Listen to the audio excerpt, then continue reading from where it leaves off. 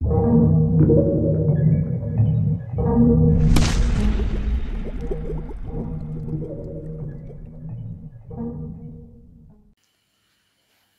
selamat pagi untuk kita sekalian.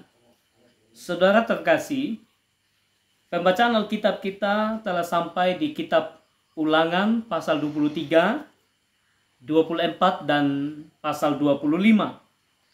Dan yang menjadi tema untuk perenungan kita, menjadi umat Tuhan yang kudus. Sekali lagi, menjadi umat Tuhan yang kudus. Kalau kita melihat, membaca teks pasal Ulangan pasal 23, ayat yang pertama dan ayat yang kedua, kalau diterapkan di masa kini, sepertinya Tuhan sedang bertindak diskriminatif, yang mana seseorang yang hidupnya cacat secara lahiriah tidak diperbolehkan untuk berjumpa dengan Tuhan, bahkan tidak diperbolehkan pula menjadi jemaatnya.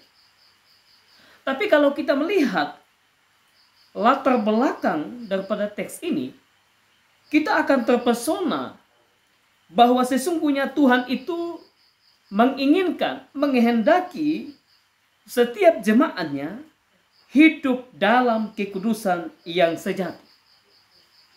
Pertanyaannya adalah, mengapa Tuhan menolak seseorang menjadi jemaatnya pada masa itu? Yang pertama, Allah ingin supaya umatnya hidup dalam kekudusan.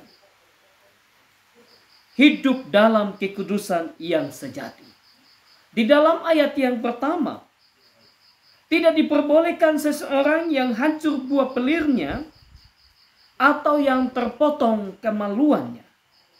Hal ini mungkin terkait erat dengan penyembahan berhala, mengebiri diri sendiri sebagai bagian daripada penyembahan kepada dewa-dewa yang disembah.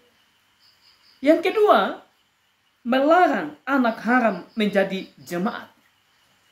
Hal ini juga berhubungan langsung dengan anak yang dilahirkan dari hasil pelacuran. Nah saudara, jadi sesungguhnya Tuhan itu menghendaki seseorang hidupnya penuh dengan kekudusan. Karena itu, sebagai pribadi dan anak Tuhan, marilah kita bersama hidup dalam kekudusan Tuhan, bekerja dalam kekudusannya, sehingga ketika kita melayani, kita betul-betul menjadi pribadi yang menyenangkan Tuhan dengan pola hidup yang kudus dan tidak bercela di hadapannya. Tuhan Yesus memberkati kita sekalian. Amin.